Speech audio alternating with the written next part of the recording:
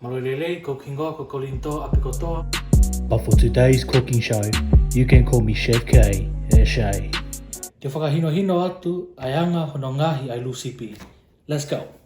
The things you'll need to make this dish is chopping board, knives, sipi, onions, the secret ingredient, kara, then salt, and last, taro leaf. First things first, you're gonna cut the stem of the taro leaves, then proceed to give it a little rinse. Once they're clean, shake the water off so it doesn't dilute the coconut cream.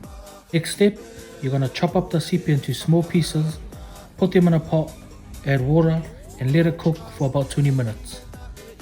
With your onions, you will need to dice them up into small pieces and throw them into the pot of sipi. Following this, you're gonna pour the whole can of coconut cream to make a little bit of folders.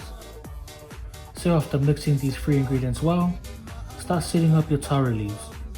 You can use 3 or 4 leaves depending on the size of lulu you prefer. The final step before heating this beauty up is putting them all together.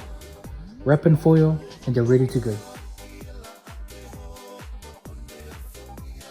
Last but not least, preheat the oven to approx 225 degrees and throw those bad boys in. Yup.